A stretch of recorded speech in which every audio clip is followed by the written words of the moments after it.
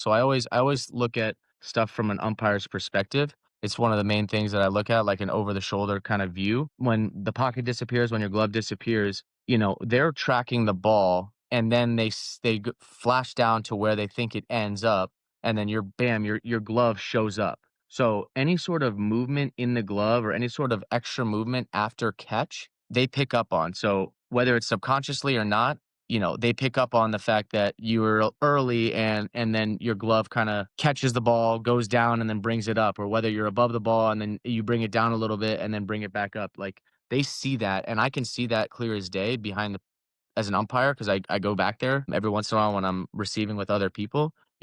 That is something that they pick up. What's up, everybody? Welcome to the Back Pick Podcast. I'm your host, Brett Thomas. Today's guest is a returning guest. He was phenomenal the first time. He might be even better this time. Tyler Heineman, catcher for the Toronto Blue Jays. Man, he goes into such great detail about his craft and what he does behind the plate.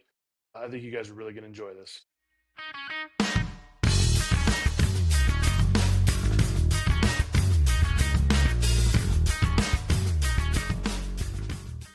The Back Pick Podcast is brought to you by All Star Sporting Goods, who is revolutionizing catcher's gear for the modern day catcher.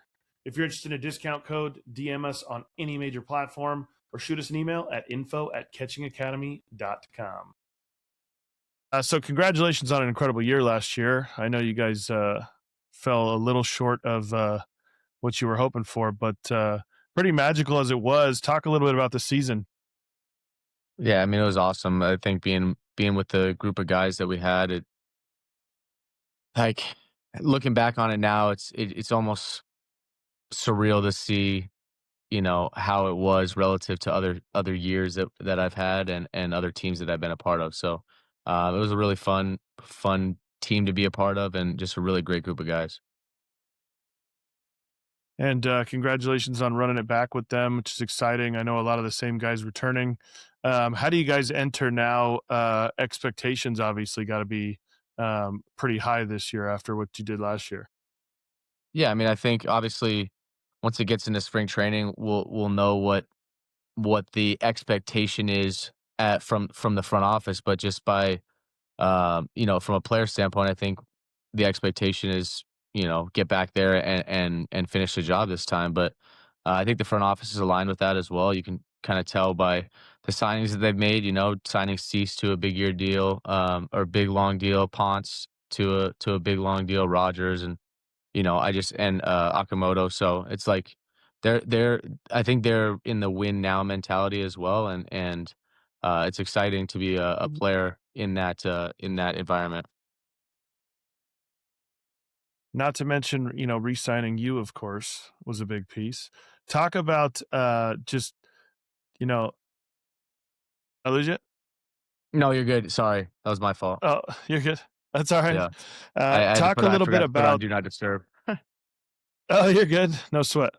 Talk a little bit about being a backup catcher in Major League Baseball. I always find this a great conversation. Realistically, it's kind of the only place where we really ever want to be a backup catcher. But just talk about that role and how you've embraced that. Yeah, so I mean, it's just knowing who you are as a player and knowing what you can do to contribute to the team. It's a it's a humbling role for sure, especially in the beginning part of your career, if that's kind of the path that you've gotten to. But you got to be true to yourself in a sense. Like, I know that, for example, for the Blue Jays, the we have Alejandro Kirk, he's a better player than me. I mean, I'm not afraid to admit it. Like, he's a very good player, and he's better than most people. So, I know that I'm not going to be fighting him for playing time. He signed an extension. He's an all-star. He deserves to play, and he deserves to be the starter. So, um, I know the role that I'm in, and being able to now embrace that and just accept the fact that no matter how good I do, I won't play over him. And no matter how poorly he does, hopefully he doesn't do poorly. No matter the situation, I won't play over him. Knowing that is actually freeing, in the fact that all I have to do is basically be there to uh, serve the pitching staff, and then to serve Kirk. When he needs a day off, I got to step in and not miss a beat. And I don't want the pitchers to be saying, "Oh gosh, Kirk, my start day happens to fall on Kirk's off day. Like that sucks." Like that's not what we want as the other catcher. You want it to be like, "All right, Kirk's got a day off. He needs a rest. Like, all right, I got Heine today. That's awesome. Like, let's go to work. I know he prepares. I know he's ready to go. Love working with him."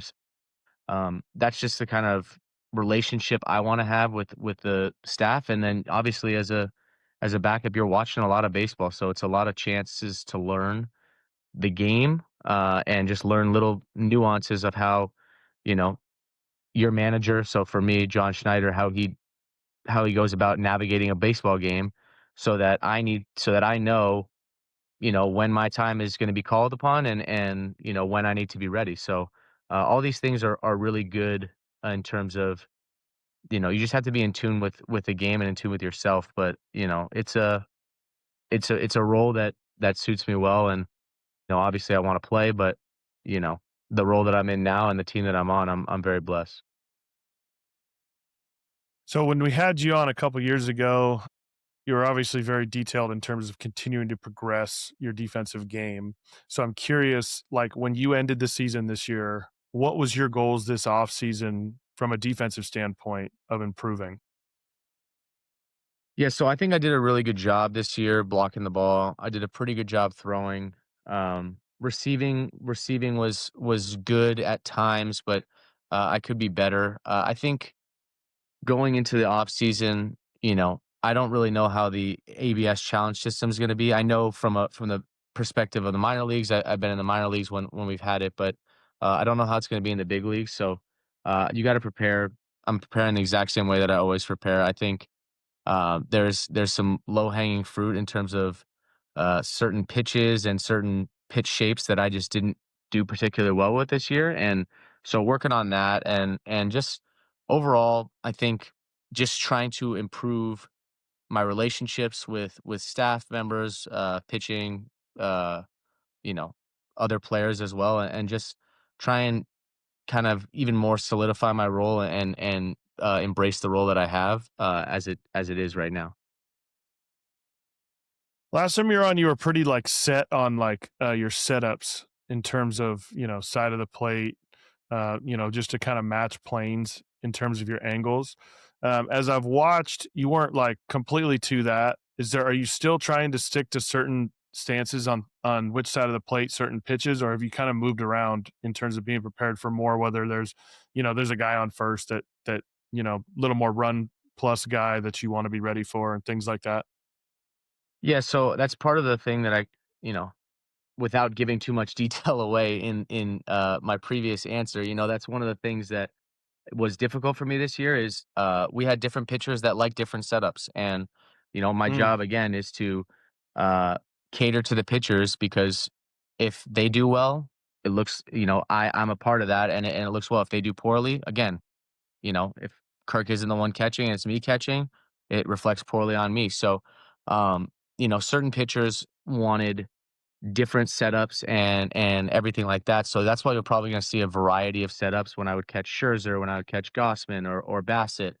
But and that's just how it is, and that's how it should be. They're the ones throwing the ball. They're the ones that are in control of everything. Nothing starts until they throw the baseball. So if they want it a certain way, then I have to find a way to make that better. And in terms of find a way to get stuff done, right? Like Scherzer really likes high targets on high fastballs and no glove drop whatsoever. So finding a way to do that, and then also be prepared for the one that he pulls down and hits the bottom of the zone, so we don't get dinged for that. Um, there's give and take with everything, but that you're going to see a lot of variation setups when it comes to that. But at its core, I do still believe, you know, same type of setup to the right side of the plate, same type of setup as the left side of the plate with runners on, nobody on, uh, different angles, different pitch types. I still believe that firmly. Talk a little bit about uh, we get a lot of these comments with the younger guys in terms of like, oh, like my coach doesn't like when the target goes away, my pitcher doesn't like when the target goes away. How do you adjust to that? I mean, are you training different ways to do your pre-pitch and your load? Obviously, once you have the feedback from those pitchers. Yeah, absolutely. I mean, that's again, uh, if whether it helps them or not as a pitcher, in terms of like if the target's gone or not gone, if they think it doesn't help them when the target's there, if they think it does help them, it does. You know, the placebo effect is a real thing. And so as a catcher, we just kind of got to bite the bullet on that and go from there. Your coach doesn't like it. Like you got to find a way to please him, but also be able to feel comfortable what you're doing, and getting strikes at the bottom of the zone or wherever you're struggling getting strikes. If something helped you that your coach doesn't like or a pitcher doesn't like you have to find a way to mold it into, okay, can I do this, or be able to explain and just have that relationship with the pitcher. Look, I'm trying to get you these pitches at the bottom of the zone. I don't feel comfortable not doing this. Can we have a workaround? Can we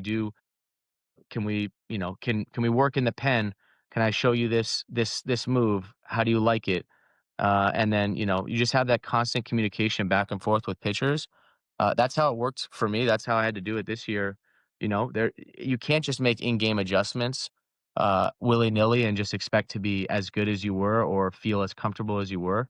That's just not the case. So, in order for you to make those adjustments and feel confident with those adjustments, you have to do the dirty work. You got to catch their bullpens, communicate with them, talk to them about, your setups, what they like, what they don't like. Because ultimately, the more comfortable that a pitcher feels and the more comfortable that a manager or a coach feels with you behind the plate, um, the better that pitcher will do, the more in tune the coach will be with you. And, ultimately, the better everyone will do just because you're the only one facing the other way, which is kind of a cool thing. Everyone's facing you and looking at you. So that's why I always say body language is important, mentality is important, but like you're the only one facing the other way. So everyone looks at you, and if stuff is going off or feels off, and you're not, really vibing with the pitcher, like, everyone will notice. Even though you don't think they'll notice, they notice, I promise. For sure, I want to nerd out a little bit technically on the receiving. One thing I love that you do, which we talk about a lot, is that you keep your pocket in front of your hand like really consistently. So there's not like a ton of flex in your wrist. And it's kind of that something we teach a lot of because we get a lot of wrist flex and then the pocket's not actually square. We want to, say like an infielder would keep the pocket out in front. Is that something that you are, I mean, even aware of you do, or like have you thought about that you do that? Because again, it's something that's not every time I'm talking to guys, like they don't really have a feel for the glove or understanding of it. Yeah, so, good question. I think there's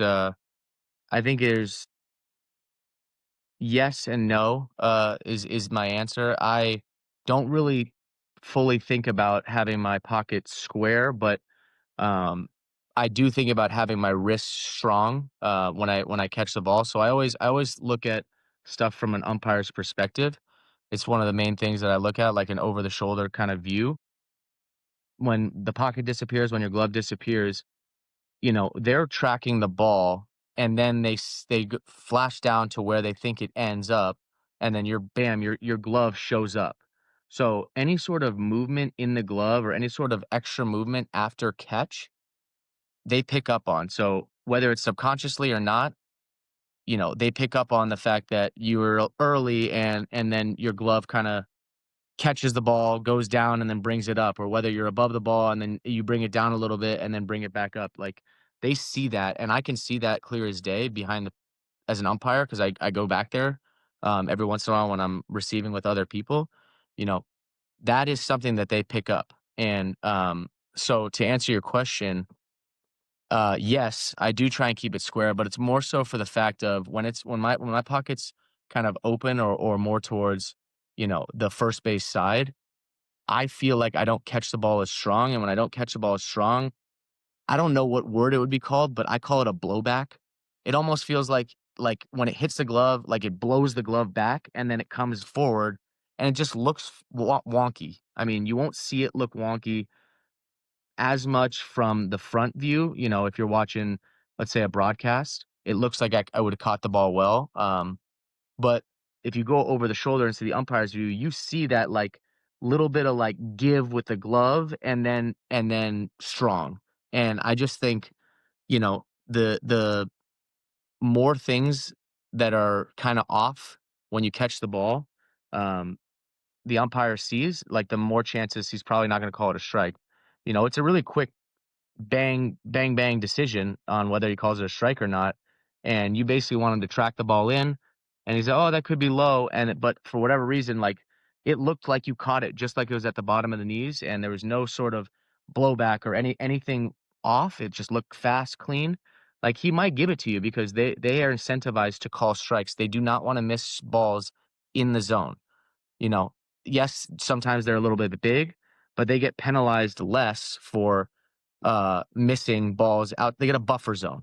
It's a not a well-known thing, but they get a buffer zone. It went a lot less this year. It went to 0.75 inches. It used to be 2 inches on each side, so 2 inches top, 2 inches bottom, 2 inches on each side. It's now 0.75, but the reason they had that buffer zone is because people throw 100 miles an hour. Catchers are really good. They're incentivized to call strikes, and they err on the side of calling a strike over a ball if they can, because again, they have that 0.75-inch buffer zone around. It used to be 2 inches, so let's just go when it was back 2 inches. Like, if it was off the plate by 2 inches and he called it a strike, he wouldn't get penalized. If he called it a ball off, and it was in that same zone, he wouldn't get penalized. But like, if he misses it and it did clip the zone, he gets penalized heavily. So and they're more. It's more likely that they'll miss when it clips the plate than it is missing 2.5 inches off the plate, and it doesn't. Those are pretty easy to call for a ball for major league umpires. So, I just think again, it's a very long-winded answer, and I could talk about this for hours, but um, trying to minimize any sort of reasoning why an umpire would call something a ball if he otherwise might have called it a strike is my main goal when I'm presenting pitches to an umpire. So all that comes into consideration for sure. So when you say that 0.75 buffer zone, is that just like the K zone where it's like if this is outside the zone and it just touches the line, that's a strike? Is it the same on the 0.75 that it just has to touch that thing at some point? No, so the K zone, also a good question. The K zone is actually not necessarily correct, which also frustrates some fans. I think it should be. Yes. Yeah. I I think mean, I think yeah. stra- I mean more to the I think it TrackMan, should be. Yeah. Like TrackMan is a little bit like when bigger of they're a zone. graded. Oh, yeah, so they're graded how they're graded and how we're graded is with Hawkeye, which is basically TrackMan, but on steroids. It's Mm-hmm. like it can tell you how fast your glove moves, how everyone was positioning. I mean, it's wild. Like, if you go on the MLB app and watch, um, MLB app and it's the pitch sequencing or the pitch that comes in, that's Hawkeye technology. They're judged based off of that. So whatever the zone is, which is 17 inches, the plate is 17 inches. And then I don't know the exact, I think it's like 17% of the player's height and 56% of the player's height. Again, I don't know those numbers specifically, but they're judged. They get 0.75 inches, which is, I mean, very minuscule. Like an inch is pretty small, but 0.75 inches is a minuscule amount. If it was off the plate, and you'll see it when they do the ABS challenge, like when the pitch comes in, it'll show pitch coming in, and then it'll show ball, but it'll say like point 0.4, right? They would still get credit for that as being a correct call if they call that a strike or a ball because it's within the buffer zone. But if it were to clip, so the ones that you're talking about that actually clip the edge, if he calls that a ball and a catcher challenges and it actually hits the zone, he gets penalized because he was wrong. Gotcha. Does And that that make would sense? flip the call as Okay. long as it's like in game, it's got to be on the 17 inches, correct? Yeah, so it will flip the call. If it clips the 17 inches, it will be called whatever. Like, if they call it a ball and it clips the zone in any way, shape, or form on the 17 inches and you challenge, it will be reversed. But if it's off by point 0.4 inches, the call will stand. However, for the umpire's grading system, he'll still be graded as getting that call correct, whether he called it a Gotcha. strike or a ball. It's very Interesting. it's yeah, it's very it's very technical, but, like, the easiest way to think about it is if it touches the zone, it's a strike. If he balls one that touches the zone, he gets penalized. If he balls one or if he calls a strike outside of 17 plus 0.75 on each side, if he calls a strike on that, he gets penalized, and anywhere in between, he's fine if he calls it a ball or a strike. I mean, the umpires are pretty dang good, huh? They're incredible. I mean, it sucks to say that people get pissed off, and I understand their frustration, the gripe, because big calls and big situations, right? Like the Cubs, they lost the playoff game. They might have lost. Sorry, not the Cubs. The Padres lost a game against the Cubs in the playoffs, and it was a tough call. It was down. It was off. Like you don't want the game to be taken out of the hitter's hands, especially if it's, called wrong. But what they do is incredibly difficult. And for the success rate that they have, barring a couple of umpires, most of them are pretty spectacular. Yeah, I've always thought the ABS. I know that again, like if you're a casual fan of the game, you think that every call should be right all the time and all that. But the reality is, like, man, this is like not a huge problem. Like you said, it's a moment. There's certain moments that are bigger than others, and I get that. But I mean, over the last 5 years, 10 years, as like some older umpires have gone out and these younger umpires are coming up, with the system, like being graded with Hawkeye like the whole time, and no longer the older guys that kind of did the veteran thing where it's like, oh, this guy's zone is tight and this guy's zone is bigger. I mean, it's been impressive, and I think I always thought when first instant replay came back in on just the base pass and everything, I was so impressed with how right the umpires were, like more than not. And now I think people are going to realize that these umpires are pretty dang good now with the ABS system. Yeah, I mean, absolutely. I got nothing but respect for these umpires. They do an incredibly difficult job. Again, it's if anyone wants to, that plays baseball or understands baseball wants to even see what it's like, just stand behind a catcher, not in a real game, obviously, but stand behind a catcher doing receiving work and try and call correctly a ball or strike. It is a good catcher. Stand behind a good catcher, somebody that presents it well, and you'll see how difficult it is to be correct all the time. Really, How do all you it think the takes, right? Like challenge thing they're is? like 90%.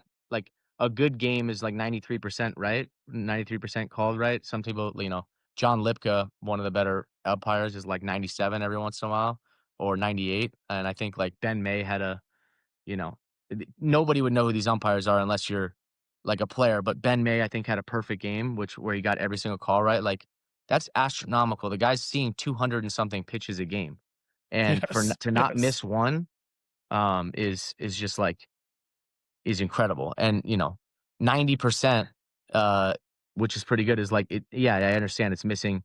Let's just say uh 18 calls and 180 pitches, but like 18 calls and 180 pitches, it's not like an egregious miss. It's just like it might just be off, or they might have clipped the zone and he called it a ball. And it's pretty impressive. But sorry, what was your question? No, I was gonna say, how do you think the challenge system is gonna affect the game? Obviously, there's I just my first instinct is obviously I don't think it takes away. Everyone's like, oh, it takes away from receiving. I mean, they get two challenges. It's not gonna be the fact that they don't get to look at it again. I was nervous it was gonna be like a challenge system where like coach can just go like this and then go to the actual clip and see it. So at Yeah. least if they don't have that, I feel like it's gonna be difficult for guys to figure out who like, are they going to let hitters, challenge it? Because every hitter thinks that everything's a ball. And are they going to let pitchers challenge it? Because the reality is every pitcher thinks everything's a strike. And I feel like it's going to heavily rely on you guys. Yeah, so they've actually shown the highest percentage of correct calls for overturning stuff is from a catcher. Um, but not by much. I mean, the pitchers are by far the worst. Because they are, and there's a lot of them are emotional challenges, right? Like a catcher, again, is really good at his job. pitcher makes a really good pitch, but it's clearly off the plate. Catcher makes it look like a strike. It's called a ball. Their immediate thought is, "Oh, I need that pitch strike. Let me challenge." And they're wrong almost every time. Like it's to a T, pretty impressive. So, in the beginning, I think you'll see a lot of pitchers.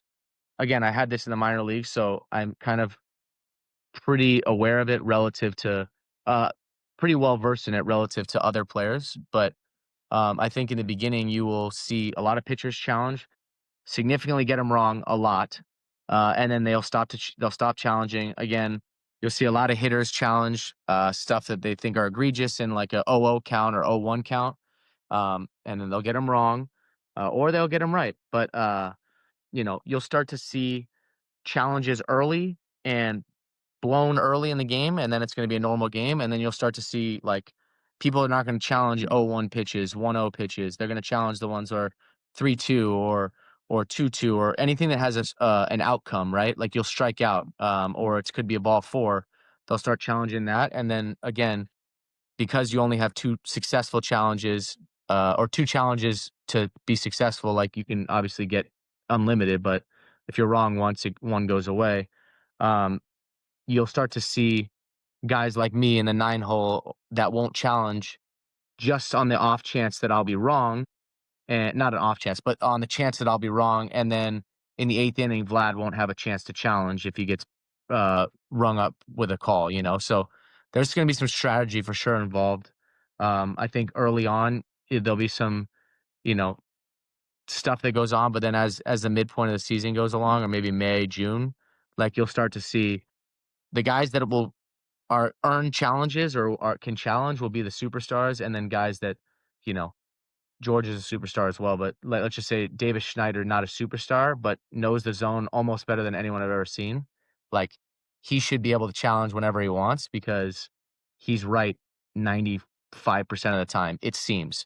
Anytime he makes a face, it's like like as a player that plays on the same team as somebody like him, or you always have guys that if people think it's a ball, they're very respectful in the way that they think it's a ball, but you as a teammate know, oh, that probably they don't think that was a strike.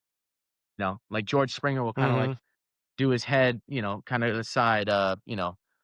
David Schneider will kind of like pull his head out a little bit, and then you're like, oh, that probably was off the plate. And then sure enough, since those guys that have really good plate awareness, like you look at the thing and it was off the plate. So it's like, guys like that continually seem to know the zone, like they should be awarded challenges and like given a longer leash with, challenges, uh, rather than somebody, let's just say me, that is right 50% of the time.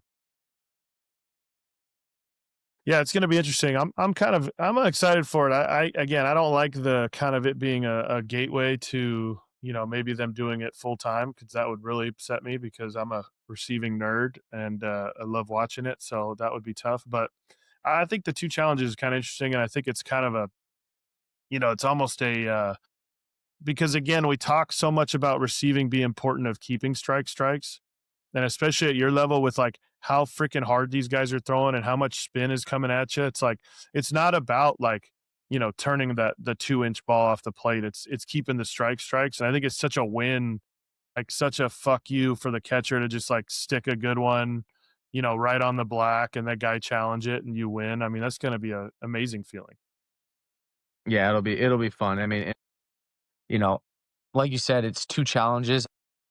Do I think that it'll tighten up umpire zones, to the point where the catcher's gonna have to challenge a good amount, at least in the beginning? Yeah, I do. And the catcher's receiving scores are gonna be significantly down as a whole. Uh, but I think we will start to see, like 1-0 pitches, 0-1 pitches are not gonna be challenged even if they're slightly off or whatever by hitters because they don't wanna be wrong and then their team lose a challenge and then not have a challenge in the 9th inning when it's, 2nd and 3rd and there's they get banged out on a 3-2 pitch when they want a challenge. So, you'll start to like, it's still gonna matter receiving, absolutely. Um, it's gonna be something that we're gonna have to see in terms of, like, how much it will matter relative to how it's mattered in the past. for sure. And I also hate the thought of just like every game ending, on a strikeout is just going to be like, hold on, challenge. We got to double check that was a strike and just like delay the celebration a little bit. Yeah. But they've done that already with instant replay. This is way faster with than replay. So, it's literally challenge. And how many times is a called strike 3 end a game? Like, not super often. Like, maybe one game a night, maybe. But, Hmm. it won't be as bad as what a lot of people will think, and it won't be as good as what other people will think. If so I can see both ways. For sure. Um, I want to jump into some blocking this time. I know we had talked last time about a bunch of receiving, and we got into obviously because your exchange is still elite, obviously first in the league in exchange last year again. But I want to dive a little into the blocking. You talk a lot about the setups, in terms of being prepared for matching the angles, receiving wise. Talk about how that setup has to work from a blocking perspective. Yeah, so I always talk to other catchers that I work with about, you know, look, we need to be in a receive first mentality because you receive the most pitches, let's say 120 a game. You block, yeah, then next would be blocking, right? You block on a very active game, probably 10 to 15, 18 pitches, and then you throw when a guy steals maybe 2 or 3 times. Again, super active game. There's outliers, but you need to be in a position that allows you to receive and feel comfortable receiving when the ball is in the dirt, block, and then be able to throw. And you know, they have found just through data that, a lot of guys with one knee down seem to receive better, especially at the bottom of the zone.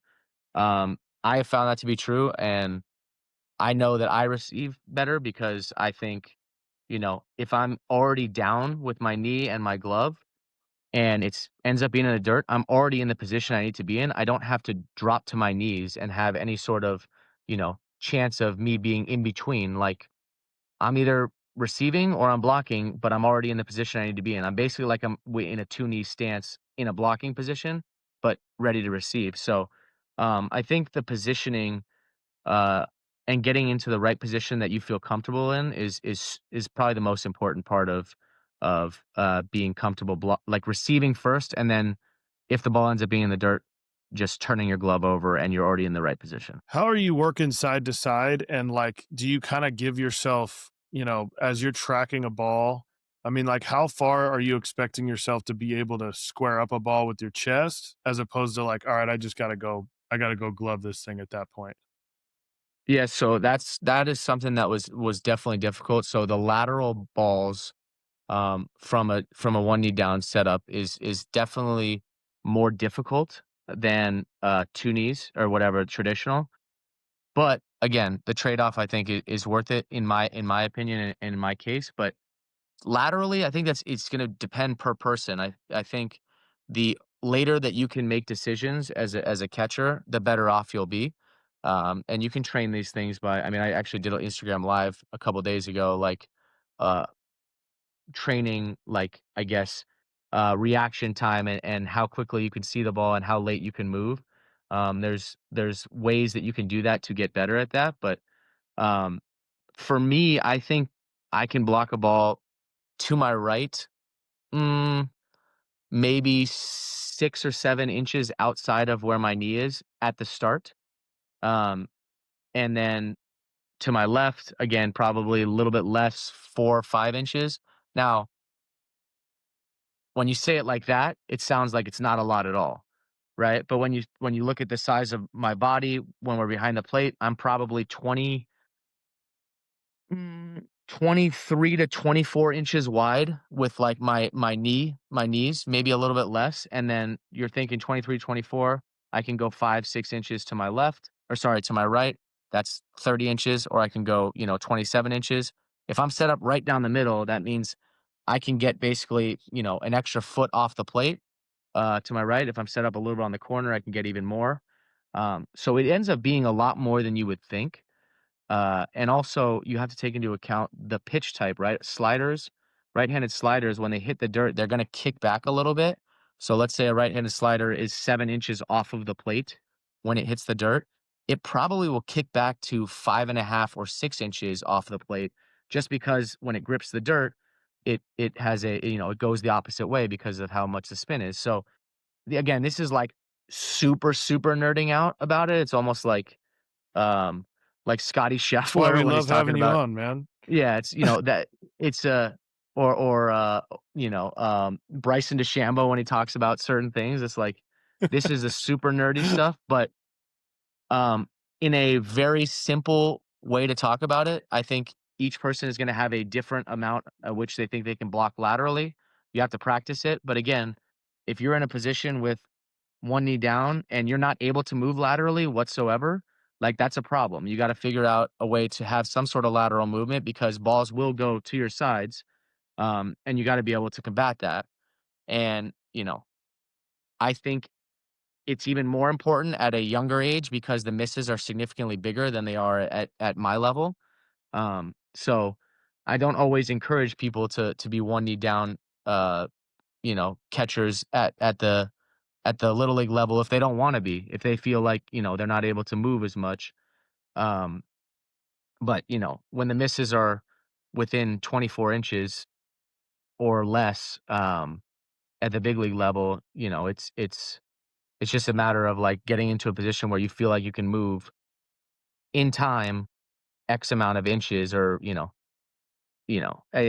again, it's difficult on a podcast to kind of demonstrate this, but if you were to think about it as a plate being 17 inches wide, and you're right in the center of the plate, if my knees are about 24 inches wide, and I'm set up right down the middle, I have 17 split in half.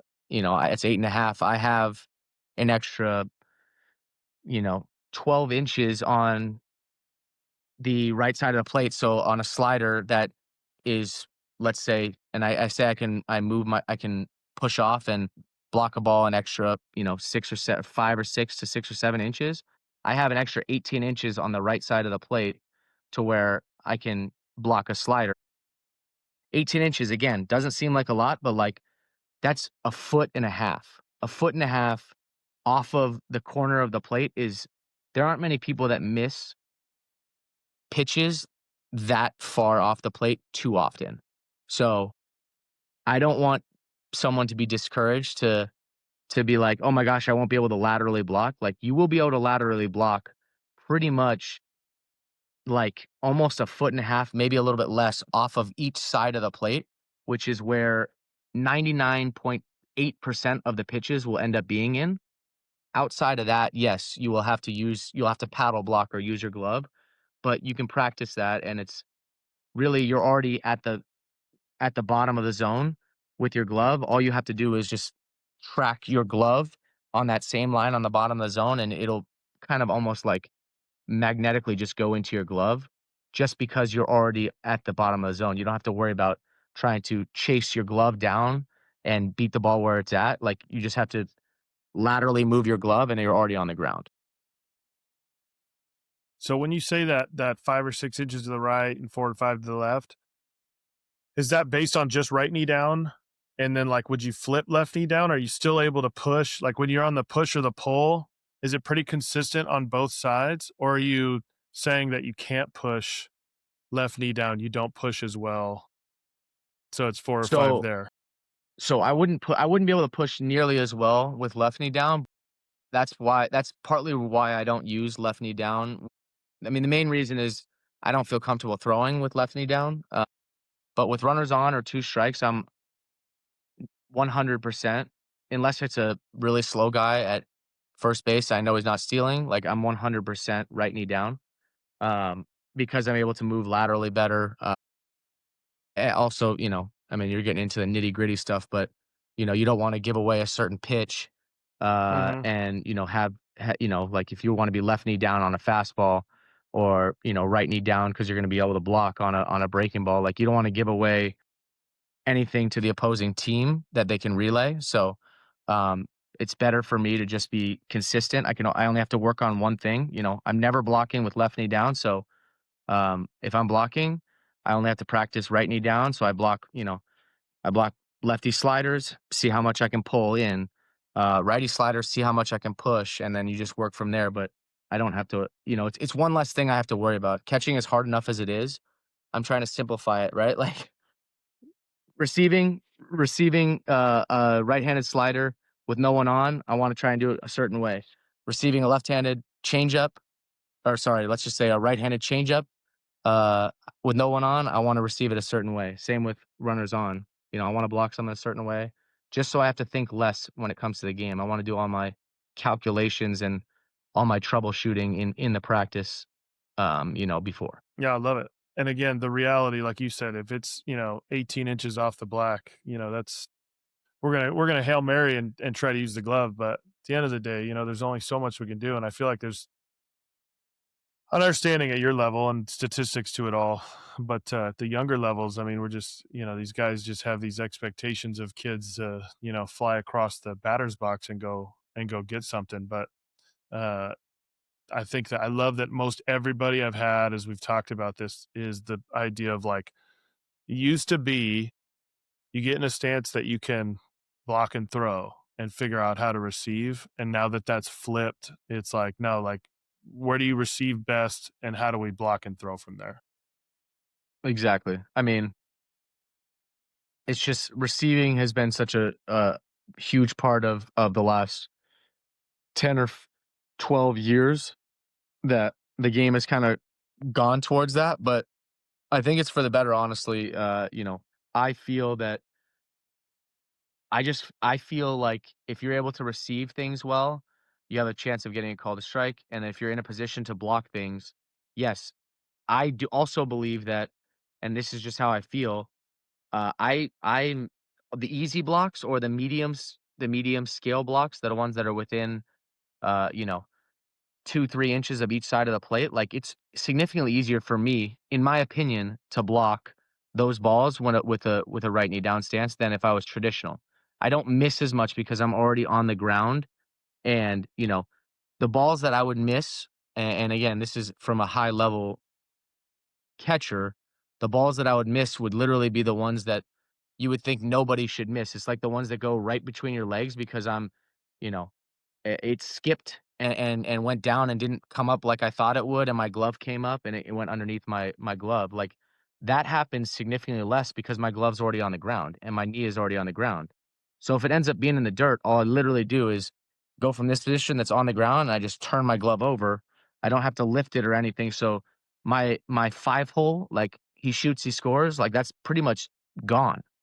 It's all covered by my glove. And, I don't have to worry about am I going to have to receive this? Well, it ends up being in the dirt and then being late with getting my knees down to block. And then it scoots between in my 5 hole. I think I just think it simplifies things. And I know that frustrates a lot of people, but, I will talk till I'm blue in the face, about that. And it'll be really difficult to convince me otherwise. Well, I think too that that's the most important pitch is the middle pitches in the dirt, right? And it's like everyone will always talk about, oh, your pitcher has to have confidence that they can throw a ball down and you're going to block it. It's like, well, they're not. Your pitcher doesn't lose confidence because he yanked one a foot and a half left and you didn't get to it. It's like they want to be able to throw that ball that's swing and miss over the plate. And that the knee down has just given us a better opportunity to get that pitch at a higher percentage. We've kind of, like you said, taken the 5 hole out of play, and that's the middle. That's where those guys are throwing pitches that they need blocked. Yeah, because that's the pitches that they're gonna get a swing and miss from. I mean, you're not getting a swing and miss from pitches that are 12 to 13 inches off the plate, unless somebody is, like, sitting fastball down and away, and you throw a slider that starts on that plane and goes off the plate, like, that doesn't really happen, or you get an Hmm. inexperienced hitter. Like, the misses that you get swing and miss or, and what they're trying to do are on the plate, you know, at the hitter's feet or slightly behind the hitter that, like, like skips to the catcher. Like those are the ones that we need to get. Exactly. Are you seeing the ball stay closer? We've obviously seen a lot more where the ball, without that collision of, really like going down to block, the ball staying closer. And that's obviously preventing guys from, maybe they hesitate and don't even want to run, but we for sure got a chance to pick it up and make a play. Yeah, I mean, I think it's staying closer for that fact, but also another reason is I just think when you're in that, one knee down stance, you're just more relaxed. Like you're already down there and there's no tense muscles. So when you're relaxed, when I was first taught how to block, it was like exhale when the ball hits your chest, right? Um, uh, but if you're And were you late, ever like if able you, to actually do that? I remember being taught that and being like, how am I supposed to think about breathing out when this ball hits me? yeah, so it not until I figured out to exhale just when my knees hit the ground, instead of when the ball hits me, 'cause it's really it's impossible to it's coming so fast, like, I can't, like, practice doing it. As Totally. long as I'm exhaling as my knees hit the ground, um, I was able to kinda figure that out, but even then, right, like, if you're late or in between on a block, you're gonna be late, and when you're late, you're gonna be hard. Like, it's gonna come off hard, you're gonna be rigid, and it's gonna scoot away far. I happened to me in college a lot or, um, you know, even in high school, like, if I'm late on a block, it's going to kick harder to my right or left or, like, out in front more than if I was on time, and, just having a knee down and already being in a position to, again, receive and then block, like, I don't have to make any last minute adjustments other than turning my glove over. I'm already in the position I need to be in, and let it basically just hit my chest, and it'll be soft most of the time, and then, again, it's if it's soft, great. If it's not soft, like, you can figure it out, but, like, the guys don't usually run, and if they run, you have a chance when it's, right in front of you. But again, it's really difficult to get up and throw somebody out, so if you're a base stealer, if you're really good at reading ball in the dirt, that's a huge advantage because as a catcher that blocks well and a catcher that puts the ball in the bag, like, it's still really difficult to block it, get up, throw it, and be right accurate on the bag if you get the jump right when the ball hits the dirt. Does that make you try to think about picking the ball more often to try to defend that? No, because I don't wanna pick the ball, or I don't wanna think about picking the ball and having it scoot underneath me or missing a block. I think Kirk does that really well, but he also is very good at picking the ball, and but I'm more in the prevention type, preventing 90 feet, more important than, like, trying to stop 90 feet. If a guy's gonna run, he's gonna run, and Imma do the best I can to get him out, but, like, preventing 90 feet and any sort of unforced error is is the name of the game, especially for someone in my position where, you're not playing very much, like, you're just expected to come in like you've played all the time, and instead of trying to make a big time play all the time, just basically making the routine plays and stopping the easy 90 feet is the most important thing in my position, I think. I love that. Love it. I appreciate your time, dude. I don't want to take more of your time. Last segment we always do. It's called Baseball Bites, presented by Black Bear Diner. You already gave us a place to eat. I want to just keyhole this now because I think Toronto is an incredible city. Tell me your go-to place to eat in Toronto. I mean, it's hard not to. I always go to Earl's because I find Earl's being like a super easy to super easy place to go grab anything. I love salads there. I love burgers. You can get pizza. So it's basically just like I can get anything, and I've gotten maybe 15 different things and love them all, so I would say Earl's, but if you want more upscale, like Jacob's Steakhouse is unbelievable. So, those are 2 really nice places that you can try out. Earl's is like Applebee's on steroids. It's like just a better version of like your neighborhood grill. Yeah, yeah. Yeah, I was about to say BJ's on steroids or, you know, Oh, there you go. yeah, like BJ's or what's the other. Oh, man, I forgot what it's called, but, like Bar Louie or whatever, yeah, I think maybe Bar Louie, but, like, yeah, just one of those chain ones that are on steroids, and it's good, man, Solid. it's solid. What's your Timmy Hose order? I'm not really a donut guy, but, if I'm gonna go there for coffee, I'm just getting a coffee black and, putting a little sweet and low in it. One pack of sweet and low. I think their coffee black is so much better than people give it credit for, because I guess I kind of like that bitter coffee, but it's interesting because like I used to live in Canada, and I just loved black coffee, and people thought I was crazy, but because everybody got double doubles, and those creams are like 19% or something. It's like crack. Yeah. It's amazing It's how much crazy, those yeah. people drink that stuff. Yeah, it's pretty nuts. Well, thank you, man. I appreciate your time. And as always, dude, I love nerding out with you. So hope to have you back and wish you best of luck. Hopefully, you guys finish the job this year. Yeah, I appreciate it. Thanks for having me. Hope you enjoyed nerding out with us today. If you did, be sure to like and subscribe on all major platforms. We'll be here every other week talking about the greatest position in all of sports. Take care.